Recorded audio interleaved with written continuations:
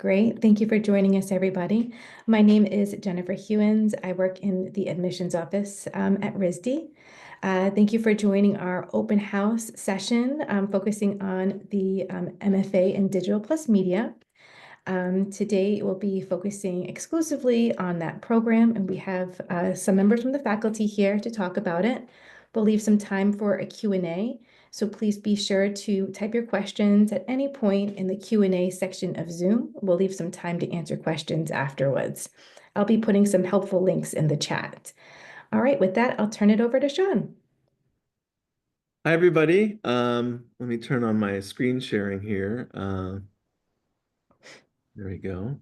Oh, so before I actually share, hi, I'm Sean Greenlee. I'm the department head for Digital+Media, also a professor here at RISD, and Stephen Cook, our senior academic technologist, is joining us as well. And so I'm going to just dive right into the slideshow here, but great to virtually meet you all. Thanks for attending this session. Okay.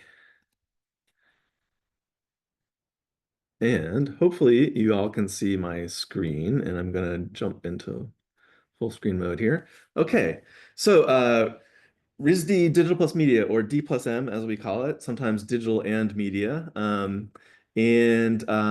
first, let me give you kind of an overview. Basically, throughout the presentation, I've kind of interspersed images of student work. And I'll let you know where you can kind of see more student work as we get through the presentation. Today, I'm going to focus mostly on open house sorts of things like our facilities and our curriculum and so forth. Okay, so the Digital+Media graduate program combines art and technology, guiding students to explore diverse creative practices, use research to create meaningful work, and critically examine how new technology shapes society. D+M students investigate topics like human-computer interaction, emerging current and past technologies, natural and built environments, biology, and media theory, choosing the right visual, sonic, and/or tactile media to explore the ideas while working with expert faculty in cutting-edge tools and studios. Each year, D+M admits approximately 12 graduate students from diverse fields and backgrounds, such as art, music, computing, mathematics, life sciences, and humanities.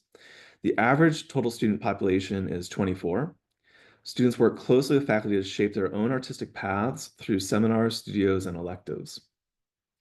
D+M has strong links to a new undergraduate computation technology and culture department with its 2 new BFA programs that start next year, art and computation and sound. And additionally, students can take advantage of cross-registration opportunities at Brown University across several departments. For example, students have taken courses in the music department, literary arts, modern culture, media, and computer science.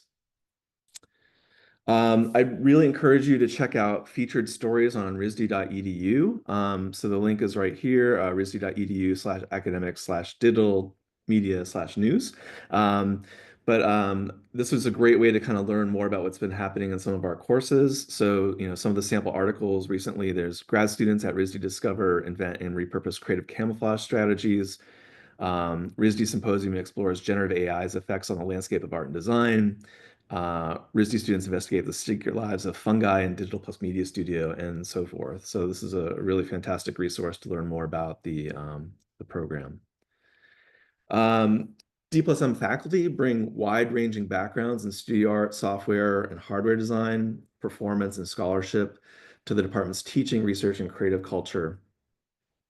Their collective expertise spans new media arts, sound design, environmental and sustainability studies, digital activism, coding, decolonial practices, among other focus areas. D+M faculty exhibit and perform internationally in galleries, museums, concert halls, and clubs, present at conferences and festivals, create environmental sculptures and site-specific installations, author software, and push the possibilities of technology as a medium. This is our current roster of faculty this academic year. Myself, Mariela Yeregi, Stephen Cook, Marilee Armstrong-Rial, Leo Bieferman, Mattia Casalegno, Mark Satilia, Raina Munn, Tess Oldfield, Griffin Smith, Rachel Steinberg, Felix Vasa, Chloe Zimmerman. We also have close affiliations with CTC and sound faculty. You can learn more about the faculty by going to risd.edu and searching for the digital media program and clicking on the faculty link, and that'll take you to links to their websites and so forth. The faculty does rotate from year to year, but a lot of these folks will carry over into the next couple years. In terms of like learning outcomes, before we get into some of the other things, these are the kind of core uh, expectations of graduating with the program. So graduates are prepared to develop a thorough understanding of a range of technologies, including their material capabilities and characteristics, appropriateness for or specific strategic applications, relevance within larger systems, and impact on people and society. They're prepared to demonstrate proficiency with a vocabulary of multiple material practices, prepared to exhibit fluency in history, theory, and criticism with respect to art, technology, and new media practice, prepared to organize teams and work collaboratively with people from a range of disciplines, present work professionally through exhibitions, publications, and other relevant contexts, communicate cogently about their ongoing studio art process, demonstrate effective writing skills as part of or in support of artistic practice, and contribute to the ongoing dialogue about research and new work in the field. So let's jump into kind of the virtual tour. This is going to be mostly photographs. But if any of you have the opportunity to be in Providence this Friday, there is an in-person open house when you can see some of this stuff on site. Let's see, here we go. So here is the floor plan of the home base for Digital+Media. So we do have some other locations scattered throughout campus, but this is really the core spot. So I just wanted to kind of give you this kind of overhead view here. You'll see that a large part of the floor here is studios and build space, and so this is the kind of primary area where every digital media student gets their own cubicle workspace. And we also have some shops, some exhibition walls, equipment checkout, and a seminar area, which functions as our primary classroom. So here's some shots of the student studios. So just kind of like walking through the space. And we do have a couple additional studios in the next door building, but this is where most students are located. This is about roughly about 20 students on this floor.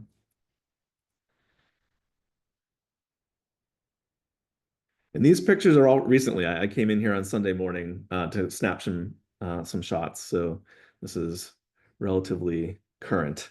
And just some of the some interior shots of what students are working on. One really fantastic feature of this space is this speed rail mounting, which is across the entire floor. So this makes it really easy to hang projectors and speakers and all sorts of things. So that's a really handy thing for prototyping and developing work.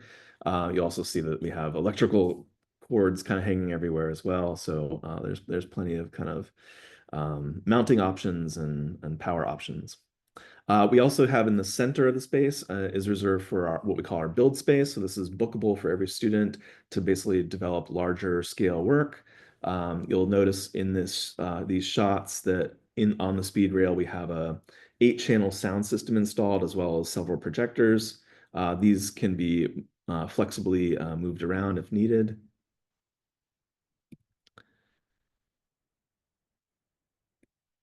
And then another really fantastic resource that Digital Media Department has is the equipment checkout. So we have a whole host of equipment, all in these Pelican cases, ready to go, cables, cameras, recorders. I don't know, Stephen, do you want to talk a little bit about the checkout, what we have? Sure. So we have our checkout room, which is supports both classes and the studio. We have a number of like various different things in the checkout, from the common items like projectors, speakers, monitors, computers, and then we also have I don't know if you saw from the other picture, there's like a kayak hanging up there. We have some drones. We actually have a fairly nice underwater submersible as well. which we've taken out multiple times.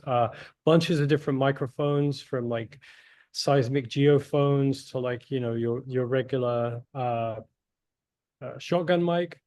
And we change it up continuously. It's not something that we generally have, like, you know, of some items we have a, you know, repetition of, like we have 10 or 12 monitors that are all exactly the same, but quite often we have these sort of unique 1 and 2 items that are kind of to help students support their research and their practice. Great. Thanks, Stephen. Taking you around the floor here again some more. This is our workshop space. So we'll give you a few views of this. So we have electronics prototyping station. We have laser cutter. We've got, this is just kind of a shot from the end of the room here, but you'll see we've got drill press, a lot of fabrication equipment in this room. And it's constantly being cared for, maintained, and updated. A whole bank of 3D printers, various makes and models here. A ventilation hood if you're doing anything of resin, things of that sort, things that have fumes. We need to make sure that we have a safe work environment. Really large scale 3D printer, which we got a couple years back. This is a pretty exciting piece of equipment. Yeah, so this is where a lot of the digital media students are doing a bunch of their building fabrication, exploring various emerging technologies around digital fabrication. We also have the CNC studio. Stephen, can you talk a little bit about the CNC studio? Sure, yeah. So we have actually 3 machines, 3 CNC machines in there. We have this one, which is a 4-axis milling machine, which can do all different types of metals. And then on the other side of the room, we have actually 2 CNC routers stacked on top of each other. One which we use for cutting wood, and then the bottom one we use for plastics and non-ferrous metals as well. Cool. And then moving kind of toward the window side of the floor, this is our seminar area, just a couple shots here. But this is like kind of like one of the core meeting spots for courses. When we have visiting artists, they often are doing their presentations from here as well. We also have a whisper room. So this is if you need to do some recording or need to be in a quiet environment, this provides that type of resource. We all have some nice synthesizers here, a Moog and a Kurzweil. That's kind of an old school Kurzweil. Nice to see that still in use. And then we have exhibition walls in the space. So there's this corridor here that you, when you enter the floor, you see, and then this can function for pop-up exhibitions on the floor, also for crit walls. Here's a piece installed by Tess Oldfield on that wall. And then another wall kind of closer to the offices where we have a bunch of monitors installed, so it's ready to go for screen-based pieces. We also have equipment stations scattered throughout the floor, robot arms, 3D scanning, textiles equipment, embroidery machine. So we're always kind of, you know, tuned into what students are working on and trying to make sure we can give you a variety of tools that you can, if need be, kind of wheel over to your cubicle or use in different locations on the floor. We also have a good number of software licenses. So this is just a shot of Max MSP. But we have a variety of software licenses available to you so that we try to provide as much of that as possible. And then the CIT Woodshop. So the CIT Woodshop is a resource that supports most of the graduate majors at RISD. It's located in our basement of the building. But this is an orientation that everybody gets in the digital media department, like right at the beginning of the year. Stephen, what's in the wood shop? What are the variety of things here? So there's a saw stop table saw, there's a panel saw, there's various sanders, planers, there's quite a few workbenches for doing glue ups. And this place is also run. There's a technician that works there full time. Tucker Houlihan who is extremely knowledgeable furniture maker. So he's a great resource as well. He's not in the picture, but Great, thanks. Okay, and then so there's also the Studio for Research in Sound and Technology. So this is a studio that every digital media student has access to and use. So this is also part of our growing sound curriculum at the school, which Digital+Media is also linked in with. So in this studio, we have a 25.4 channel sound system, so you can do really precise spatial audio work. It's a really one-of-a-kind studio. Also probably the quietest room on RISD campus. So I always say a quiet room is a resource unto itself as well. We also have a modular synthesizer, Surge type in the space for modular synthesis explorations. There's a bit of digital technology in this as well, but a lot of it's analog. So it's sort of an analog computer in many ways. Then we, as part of the Studio for Research and Sound Technology, or CERST, as we call it for short, we're getting one of these speakers. It's almost here. This is an Eco 3D speaker. It's like a kind of the inverse of this, where instead of having speakers kind of pointing at you to create the immersion, in this case, you have the speakers kind of like centrally located and then projecting out. So this will make it possible to do some spatial audio concerts. And we're also building a type of spatial audio called wave field synthesis. And Stephen's been working a lot on this project, where it's a custom built linear speaker array. And basically the principle of wave field synthesis is that you have this, you can just line up these speakers and create kind of like an acoustic hologram. So you can project sound out into the space and locate sound in different locations in the room. And yeah, it's particularly great for installation work.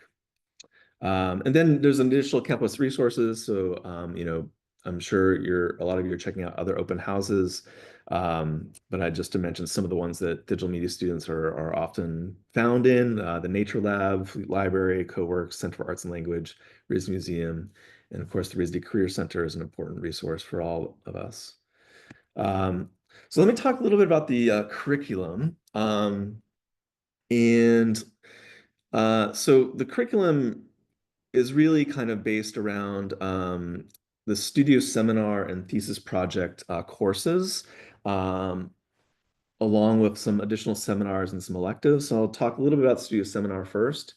The studio seminar course sequence helps D+M graduate students develop their art practices by exploring techniques in electronics, programming, physical computing, digital video, and sonic arts.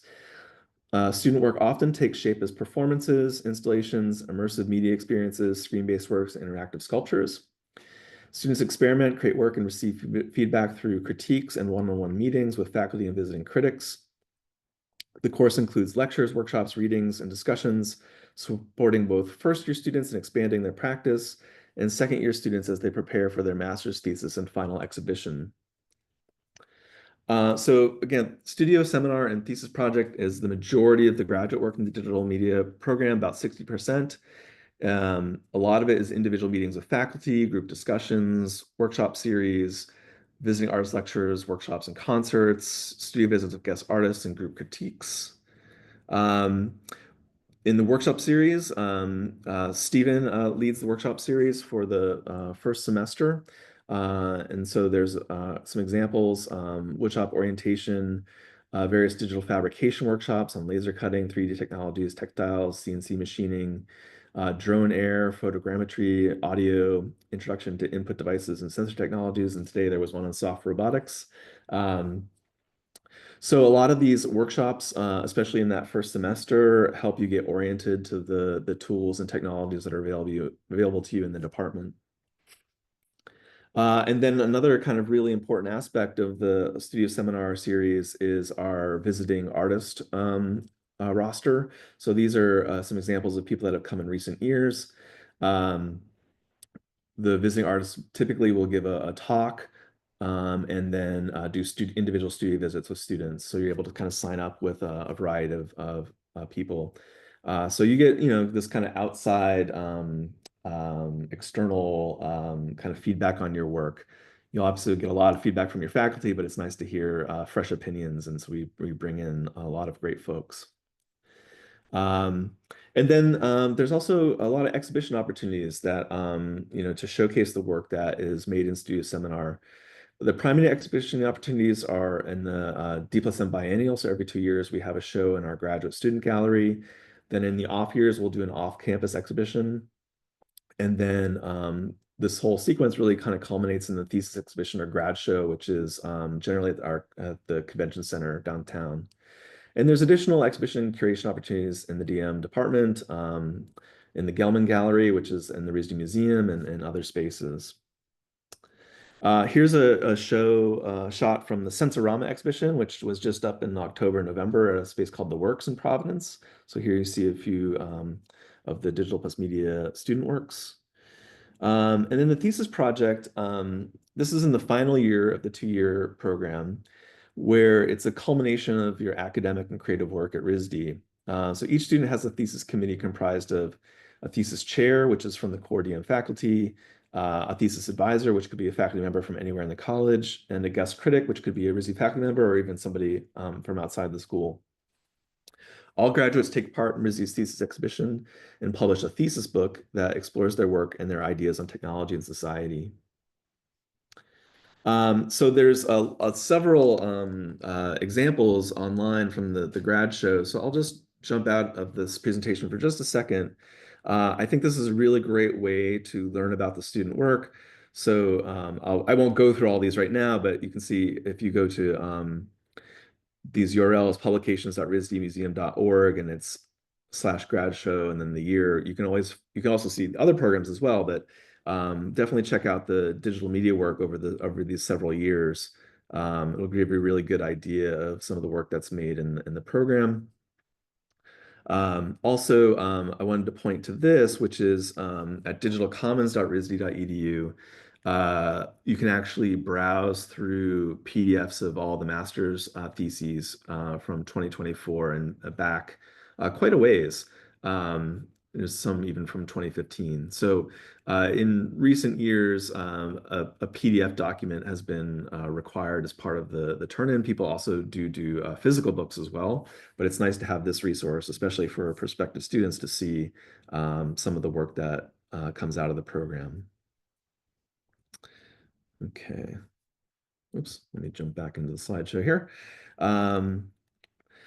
And then supporting the curriculum, we have 2 survey theory seminars that happen in the first year. So one is called Media Perspectives, a History of Media Art, which is a historical survey course about new media, and the other is called Critical Theory and Artistic Research in Context, which is a seminar that really helps students kind of prepare. It's in the second semester of their first year, and so it helps them kind of get in the right mindset for the following year when the thesis project begins. And then we also have a great number of electives that we offer from the department. So these are some of the offerings from this particular academic year. Ambient interfaces, art and artificial intelligence, camouflage as practice, critical e-textiles, designing for multisensory physical interaction, entanglement studio, immersive spaces of sound and vision, painterly digital images, and sonic practices. Aside from the Digital+Media electives, we also have an open elective requirement. So you can choose up to 5 electives from across the college. That does include DM electives. So if you want to do all of your electives in D+M, that's okay. But we like people also to kind of get outside the department and try other things. There's also cross-registration opportunities at Brown University and the possibility to do independent studies or collaborative study projects, as well as internships. So let me give you kind of a rundown of the credit requirements for the BFA or MFA, excuse me. So essentially, the first column here, we can see the amount of credits, and the right column here is the actual number of courses. So the studio seminar courses are 3 courses, and that's 27 of your credits. The survey theory courses, there's 2 required, and that's 6 of your credits. And the thesis course is 1 course, but it's a 12-credit course. Then in terms of your electives, you have to do at least 2 digital media electives, and that's 6 credits. And then open electives, that's 5 courses and 15 credits. So basically the math here is that most courses, or not, I shouldn't say most courses, but a lot of courses count for like 3 credits. But when you get into the kind of core requirements, these studio seminar and thesis courses, they count for higher credits. And this will be kind of clear in the next chart. So altogether, over the 2 years, you earn a total of 66 credits and take 13 courses. And here's kind of the pie chart breakdown. Okay, so as an example, I just want to run through like what a first year would kind of look like. And so you can see here in this chart that we have in the fall, the 3 courses you would take. We've got the Studio Seminar 1, the Media Perspective Seminar, and a Digital Media elective. In winter session, it's an open elective. You can kind of choose what you'd like to do. You only really take 1 course during winter session. It's a 5-week period, so it's great to have that kind of opportunity just to kind of focus in on one thing. And then in the spring, it's Studio Seminar 2, Critical Theory Seminar, and then another Digital+Media elective. So that's a total of 33 credits in the first year. In the second year, we can see the Studio Seminar 3 in the fall, and then you get your kind of open elective choices. And the open electives really kind of help you as you're kind of, especially when you're getting toward your thesis project, to kind of really dial in the types of things you want to learn to help with that. So the fall, there's 15 credits there. Winter session, another opportunity to take a 3-credit open elective. And in the spring, your thesis project is your kind of main activity at 12 credits and another open elective slot. So I want to talk a little bit about this kind of schedule here. So this is just kind of an example of like the current year schedule. I don't want to go through this in too much detail, but just to kind of see what the calendar looks like. We basically start right after Labor Day in September, and we go until almost the end of May. And so essentially in the fall semester is a 13, 14-week period. Winter session is another 5 weeks, and the spring is another 13, 14-week period. In terms of what a weekly schedule might look like for you, I thought this might be kind of helpful to kind of look at. So what you kind of see here is in the blue, this is like the first semester in the program. That's your studio seminar course. You can see I have like a Tuesday and Thursday kind of requirement for that. In the green, this is like your seminar course. And then the yellow is essentially like your elective slots. So you really just take 1 elective, but typically the electives are kind of arranged in this way. So you kind of have a Tuesday, Thursday digital media schedule, and then your Monday, Wednesday, Friday have a little bit more flexibility. In terms of like that weekly schedule, obviously you're in class for, let's say, 19 hours a week constantly here, but then you also have outside of class time, right, to work. And so basically, this is kind of like showing you in a way like what your typical week would look like. So this is sort of like in class, and this is outside of class time. This is just an example. So obviously you would set your own hours, but just to give you kind of an idea of like how this might shape up. And so in terms of like the studio seminar, for instance, you might be in class on Tuesdays and Thursdays, and then find time outside of class, on Wednesday and maybe on the weekends to work on your projects and so forth. So, the idea is that you're kind of really in the studio here working on your project the majority of the week. And then for your history, requirement, you might have class on Tuesday afternoon, but then you have to find some time outside of class to do the readings and do the writing and so forth. And then your elective, you might have an elective on a Monday afternoon, and then find another 5 hours during the week to essentially, do the homework for that class. So altogether, we kind of look at like a Digital+Media weekly schedule, this would be maybe kind of a typical minimum requirement, let's say, where, I wanted to kind of show you that there is a possibility to actually get some rest, hopefully on, some mornings and some evenings here. But you can kind of expect to be working definitely over 40 hours a week in school. So it is a full-time thing. Okay, expanded learning and support opportunities. Students can assist with faculty research and teaching, take on technical roles, and gain exhibition experience through RISD's galleries and local community spaces. Second-year graduates can apply to teach their own course during winter session. Funding opportunities like the Graduate Studies Grant, Spur Fund, and Maharam STEAM Fellowship support creative work and research. And RISD Careers offers portfolio reviews, networking events, and guidance on grants, residencies, and more. In terms of winter session teaching, so for the second year of the program, D+M grad students can apply to teach a winter session course. It's important to know that this is not guaranteed. It's a competitive application. Courses taught can either be from existing syllabi or self-designed. Those that are especially interested in building their teaching portfolio while studying at RISD are encouraged to take the course sequence offered by our Teaching and Learning and Art and Design department. And there's a certificate of collegiate teaching and art and design that you can get as part of that program. Winter session is required for graduate students. However, many undergraduate programs are moving to a winter session optional format as of next year. That's just important to know in case you hear from folks that winter session is optional. That's only in the undergrad departments. That's the case. Accepted applicants may be awarded a graduate assistantship. And this is set funding for an on-campus job. The assistantship roles are as follows. There's teaching assistants, research assistants, technical assistants, and program assistants. And I think this is the last part of my presentation, just about applying to the program. So basically, application requirements are as follows, and this is all available to you on the admissions website. An application form, academic transcripts, a written supplement, at least 3 letters of recommendation, tests for ESL applicants. There's no GRE requirement for the program, and a CV resume. In terms of the other things, the portfolio and statement of purpose are important. So with the portfolio, it's 10 samples to submit. SlideRoom does allow 20 files. I'll talk about that in a second. And the statement of purpose should be between 500 and 750 words. So for your portfolio should contain 10 samples total, which can be a combination of media, images, video, or sound.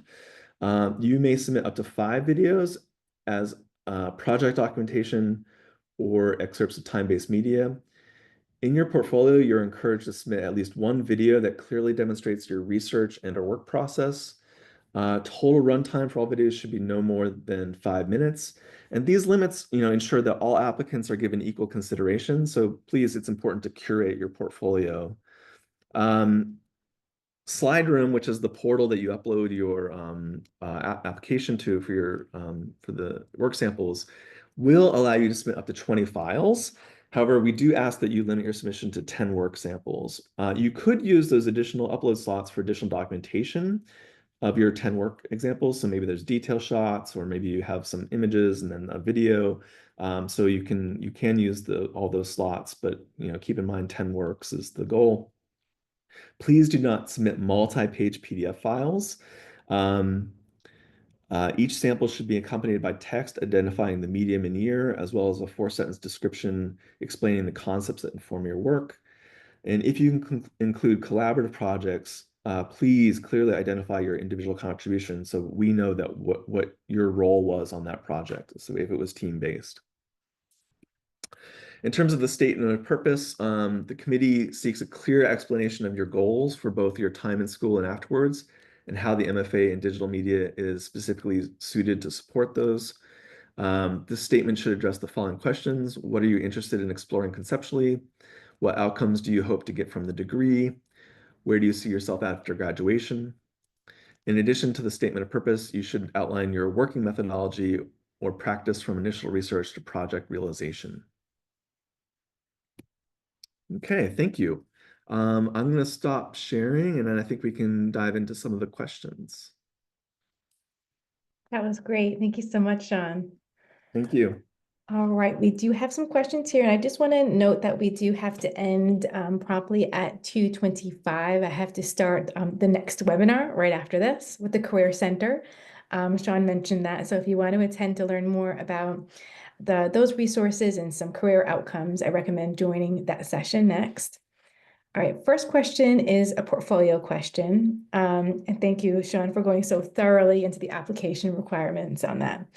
This person's portfolio is a website because their projects are HCI focused, like mobile apps and website designs. Since they're not allowed to submit website links or multi-page PDFs, how would they go about presenting their work to you? That's a great question. So I think one way that could be helpful is if you could put a screen capture of a video of navigating through the website. That could be a possibility. You know, the guidelines that I shared are guidelines, so you know, I think the committee will be won't discount you if you don't follow, you know, if you have 6 minutes of video or 7 minutes of video instead of 5 minutes of video, it's not the end of the world. But again, these are just sort of like rough guidelines. But I would suggest maybe a video screen capture of navigating the website could be helpful in that case. You could include a link. The reason we discourage links is we can't guarantee that we're going to follow all the links, right? But in a certain case, if it could be kind of helpful to still include a link in the description, right? But essentially the goal is like you want to make it, so I was saying kind of curate your portfolio. You want to make it kind of easy for the committee to kind of go through and look at your work and not have to go outside of this portal to look at your work, right? Yeah, so hopefully that answers the question. Great. Thank you, Sean. And then to stay on this, there's a couple more portfolio questions. So we'll just try to get those out. All right, let's see here. Does 10 works mean 10 different projects that are being showcased? Then how you said 10 extra slots in the 20 for additional supportive slides to support the 10 projects. Yes, so we'd like to see 10 projects. We don't want and that's a limit. You know, if you won't be discounted if you have 8 projects to show, right? So it's think of the 10 as a maximum. And in terms of the extra slots, yes, so you could use those extra slots to provide additional documentation of the work. So one way that I think we see that is there might be some photography. Let's say it's an installation, right? There might be a photograph of the installation. Maybe you need a couple photographs of the installation and like a video, right? So that might take up 2 or 3 slots depending on how you present that. Great, thank you, Sean. All right, next question. For students who have a background mostly in video, installation, photography, and sound, but not a lot involved in technology, what might you suggest for a better adaptation into art and science? How would you suggest to add some technology part into their artwork? Well, I'd say apply to the Digital+Media program, and you know, so you know, we don't have like a set of let's say like technical proficiencies that we're expecting people to come into the program with, right? We're hoping that you're applying to the program because there's things that you want to learn, there's new things you want to try, right? And so as we're deciding who's going to get into the program, you know, we're trying to create like a really nice mix of folks, a good cohort. And so we're looking for like a range of backgrounds and disciplines to be represented. So, you know, without knowing the person's work specifically, I can't give any like real recommendations here in this format, but I'd say like, you know, that's part of like the application process is to show the work that you've done. In your statement of purpose, talk a little bit about what you want to do, like where you want to go. So I think that's you know, that's part of like the educational process here is come study at RISD, you know. Do students present their research at conferences such as AES? There are students that sometimes present at certain conferences and festivals. We just had one of our students present at the Sound and Image Festival at University of Greenwich in the UK to do a performance. So we do have some funding available from the Graduate Studies Office for support of travel and conference fees and so forth. I don't think we have anybody that's presented anything at AES. At least in recent years, but there's definitely in the audio and that's particularly my area is the audio and sound kind of side of things. Like, for instance, we'll probably be having some folks present at the International Computer Music Conference, which is in Boston this summer. And there's also the NIME conference, New Interfaces for Musical Expression, which is one that I know some students are particularly interested in. But there's also other digital media, new media art festivals and conferences. So we're kind of often recommending students apply to those. Can this program be completed part-time?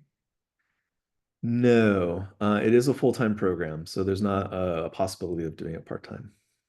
I'll just add that all of our graduate programs at RISD are full-time, full immersion programs. It's one of the reasons I kind of showed that schedule earlier, so you kind of get a sense of like, how many hours per week you're really focused on the education here. Right. All right, next question. Do you have VR, AR glasses by any chance, or do you have any plans to buy them for the future? Is it possible to take a summer session instead of a winter session? I'll answer the last part, and then Stephen, maybe I'll have you answer the VR one. So we it is not currently possible to do a summer session instead of a winter session. That said, sometimes students do take some courses over the summer that could be eligible for credit. Typically, however, that's like an internship, right? So it's possible to take an internship and have that apply for credit, and that's where maybe some summer stuff would work out. But yeah, unfortunately, no, we don't have the option to substitute winter session. And then Stephen, how about VR and AR? Yeah, we have a number of systems. We have HTC Vive, both the VR and XR headsets, the Quest, the new Quest 3. We are looking to hopefully get a couple of the Apple Vision Pros. And then there are classes in that you'd be able to take in other departments which also teach VR. For us, immersive spaces, they use VR, and the Quests are used quite a lot in those classes. Very cool. All right, this is a good question. This person's an interdisciplinary artist exploring VR technology and bioinstallations, incorporating live fungi into their work. Can you share how accessible RISD's facilities are for graduate students, including booking requirements or limitations? Well, so maybe one important thing to know is that I think like looking from the outside in at RISD, it looks like you have access to lots of stuff, but you really can only have guaranteed access, let's say, to the stuff that's within our department, within our curriculum, right? So the sculpture department may have certain resources that we don't have, and the way in which you might gain access to certain other departments' resources is by taking courses in those departments, right? So general access is not necessarily something that is guaranteed across the entire campus. But for the resources we have in the digital media department, you do have access to that like 24/7, right? So of course, there's some sharing that has to happen depending on what the equipment is, but we think we have the right kind of number, around 24 students to support everybody. And yeah. Just navigated away from it. All right. All right, this is an application question. This person's already started their statement of purpose, then saw the additional supplement. I'm already covering parts of that. Can I just combine it, or does it need to be a separate document? I would say still probably so that you're filling the application. And Jen, I mean, this might be a question that you could answer as well, but I'd say like make sure that all the requirements are filled. So it's probably okay to repeat information in the additional supplement that you already mentioned in the statement of purpose, but I know the supplemental part has like some specific things that you're meant to answer. So And ideally, if you can separate them out, that's ideal, but it's not going to hold your application up at all. Like it says online for Digital+Media, that additional supplement is recommended, but it's not required. So it won't prevent your application from being reviewed at all. So it's ultimately up to you. All right, let's see here. How much access to the makerspace and resources do grad students have? Well, we have our makerspace, I suppose. That's so the one that Steven's in right now. That is again like a 24/7 access. But there are other maker spaces on campus that are part of different departments. One is called CoWorks. Steven, could you talk a little bit about CoWorks and Yes, yeah. so CoWorks Lab is run out of the research office, and they support a number of classes from that research office that are doing work in there. But they do offer both employment opportunities and slots that are available to learn the technology that they have and to have access to those machines. They support, it's accessible to everyone on campus, so time is limited for the projects you want to do, and machine use you might need. But as Sean was saying, for our space, access is just for the 24 students that we have. Yeah. All right. Next question. Are there any painters in the program working with digital media as part of their painting process? There have been, yes, for sure. Yeah.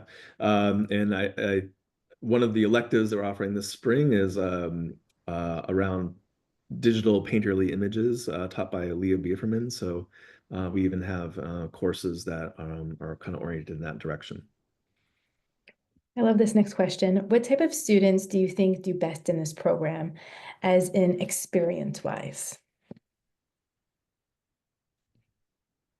Steven, do you want to go for that one? I'll try. Been here longer than me, so. I'd say that because the cohort is made up of students from various different backgrounds, right?